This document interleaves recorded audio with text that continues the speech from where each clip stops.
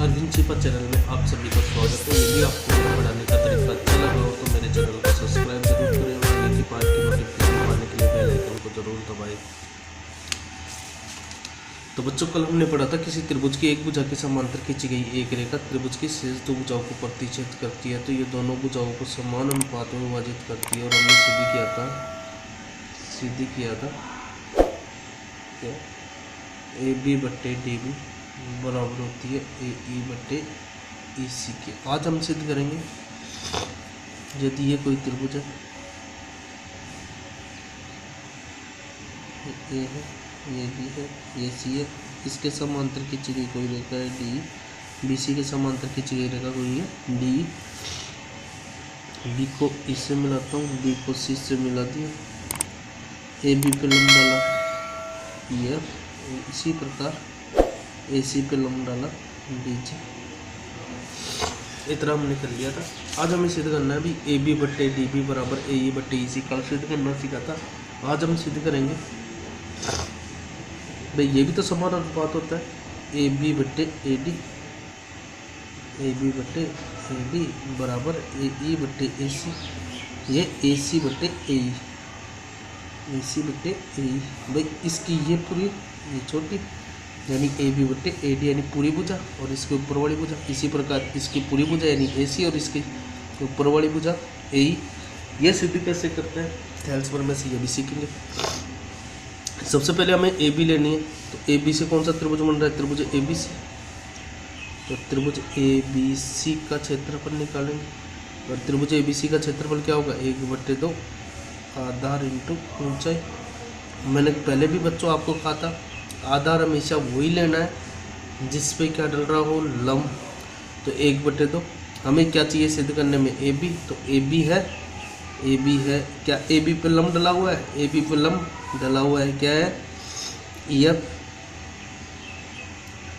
इसको दे दो समीकरण 1।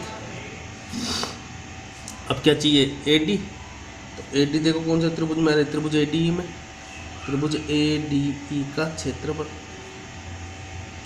त्रिभुज ए डी का क्षेत्रफल क्या होगा, 1/2 आधार इंटू ऊंचाई, 1/2। आधार हमेशा वही लेना जिसके ऊपर लंब हो। तो हमें भुजा भी चाहिए ए डी, तो हमें आधार हमेशा क्या लेना पड़ेगा ए डी, और ए डी पे लंब है ई एफ। इसको देता हूँ समीकरण 2। समीकरण 1 में समीकरण 2 का भाग देने पर, समीकरण 1 में समीकरण 2 का भाग देने पर, समीकरण 1 में समीकरण 2 का भाग देंगे तो समीकरण 1 क्या है, 1/2 ए बी गुणा ई एफ बट्टे 1/2 ए डी गुणा ई एफ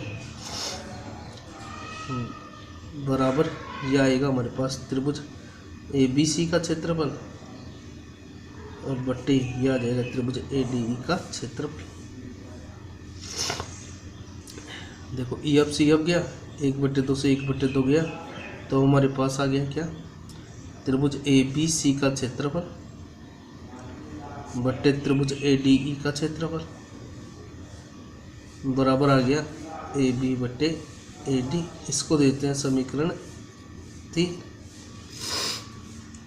इसी प्रकार अब हमें क्या निकालनी है, ए सी बट्टे ए ई। तो ए सी से कौन सा त्रिभुज आ रहा है, त्रिभुज ए बी सी। भाई ए सी से कौन सा त्रिभुज आ रहा है, वही त्रिभुज ए बी सी।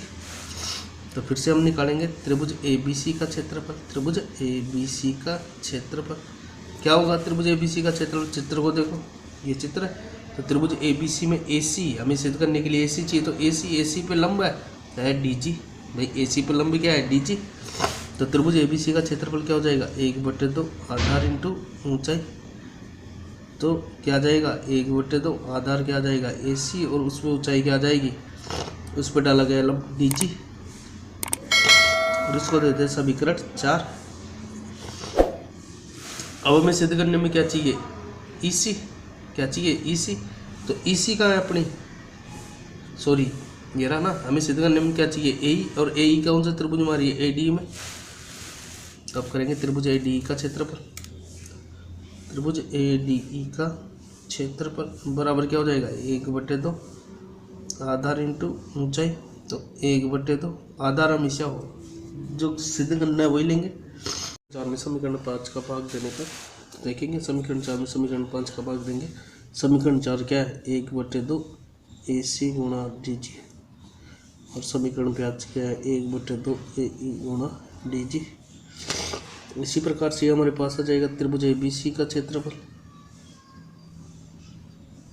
बट्टे त्रिभुज ADE का क्षेत्रफल। आ गया 1/2 से, तो 1/2 गया, DG से DG गया, हमारे पास आ गया AC बट्टे AE। बच्चों मेरे को ऐसे बताओ, ये भी त्रिभुज ABC का क्षेत्रफल, इसको देते हैं समीकरण 6, समीकरण 3 और समीकरण 6 की तुलना करने पर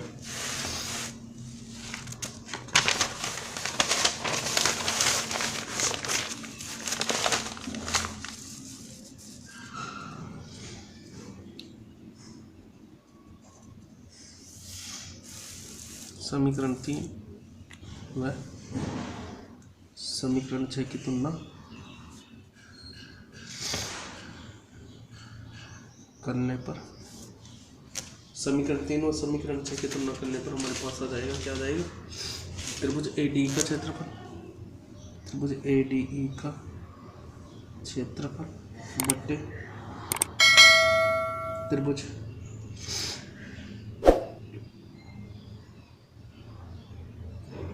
त्रिभुज ABC का क्षेत्रफल, सॉरी यहाँ पे यानी हमारे पास आएगा त्रिभुज ABC का क्षेत्रफल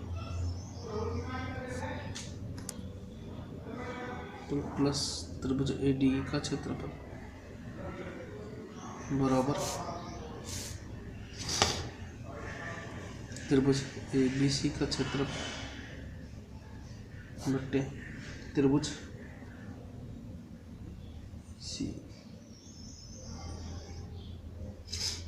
त्रिभुज ADE का क्षेत्रफल। तो हमने देखा कि त्रिभुज ABC के त्रिभुज ABC बराबर त्रिभुज ADE के त्रिभुज ADE का क्षेत्रफल बराबर, तो इनमें कोई दिक्कत आने वाली नहीं।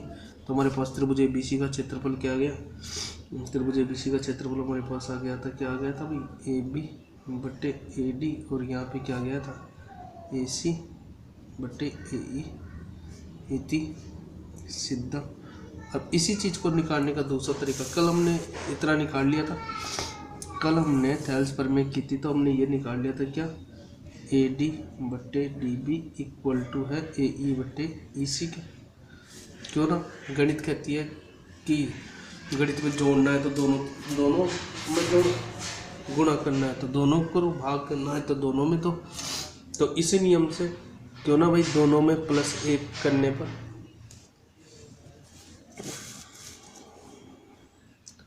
दोनों पक्षों में +1 करने पर, दोनों तरफ +1 करेंगे तो क्या जाएगा हमारे पास, AD बट्टे DB +1, यहाँ आ जाएगा AE बट्टे EC प्लस का 1, जिसके घर में कुछ नहीं तो उसके घर में 1, DB और 1 प्लस लेंगे तो हमारे पास आ जाएगा DB का भाग DB में देंगे 1 बार, और 1 को AD से गुणा करेंगे तो AD, 1 का भाग देंगे DB में DB बार, DB को 1 से गुणा करेंगे तो DB, EC और 1 का लस लेंगे तो EC का भाग EC में देंगे 1 बार, 1 को AE से गुणा करेंगे तो AE, 1 का भाग EC में देंगे EC बार, EC को 1 से गुणा करेंगे तो EC। तो भाई चित्र के अंदर जाएंगे, चित्र में हमारा ये चित्र था, ये हमारी ABC थी, ये हमारी DE थी। इस चित्र के अंदर देखो क्या था भाई, AD के अंदर तुम DB जोड़ोगे, AD के अंदर मैं DB जोड़ दूँ तो कौन सी भुजा मिलेगी, AB, तो AB बट्टे DB बराबर AE के अंदर क्या जोड़ना है, EC, तो AE के अंदर EC जोड़ दूंगा तो क्या मिल जाएगा, AC बट्टे EC। दोबारा देखो, AE के अंदर यदि EC में जोड़ूंगा तो कौन सी मिलेगी, AC, तो AC बट्टे EC। यार ऐसे कैसे, इसी में AD प्लस DB को AD के अंदर DB जोड़ूंगा तो कौन सी मिलेगी, AB, तो ये AD और DB की जगह क्या लिख सकता हूँ, AB। इसी प्रकार AE प्लस EC की जगह क्या लिख सकता हूँ, EC, इति सिद्ध। जो तरीका आपको अच्छा लगा हो उसी तरीके से एग्ज़ाम में तुम सिद्ध करके आ जाना। अब कल सिद्ध करेंगे। चलो एक और तरीका है इसी का, तीसरी चीज़ और निकाल देते हैं। ए बी बट्टे ए डी बराबर ए सी बट्टे ए ई। तो चित्र के अंदर देखते हैं, ये हमारा ए बी सी दरख्त और ये हमारा क्या दरख्त है डी ई। तो देखेंगे ए बी यानी पहले बड़ी है, फिर क्या है छोटी, यानी हर में क्या आना चाहिए ए डी। हर में ए डी कब आएगा, क्योंकि हम थैल्स पर में से तो ये जानते हैं, थैल्स पर में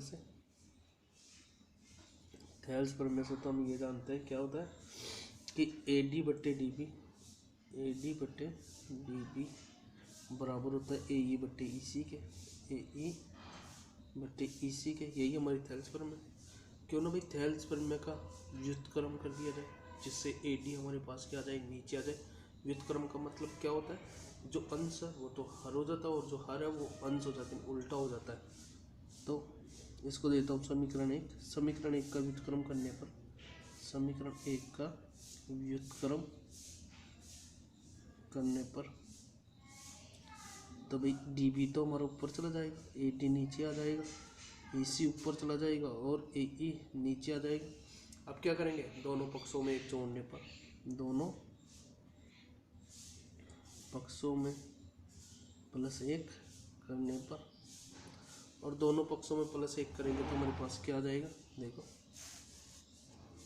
ये हो जाएगा डी बी प्लस एक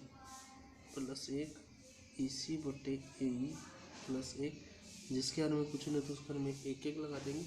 ए डी और एक कलश लेंगे तो हमारे पास आ जाएगा ए डी, और ए ई और एक कलश लेंगे तो हमारे पास आ जाएगा ए ई। ए डी का भाग ए डी में देंगे एक बार, और एक को डी बी से गुणा करेंगे तो डी बी, एक का भाग ए डी में देंगे तो ए डी बार, ए ई और एक का प्लस लेंगे तो ए ई में ई का भाग देंगे तो एक बार, एक को इसी से गुणा करेंगे तो इसी, एक का भाग देंगे ए ई में ए ई बार, ए ई को एक से गुणा करेंगे तो ए।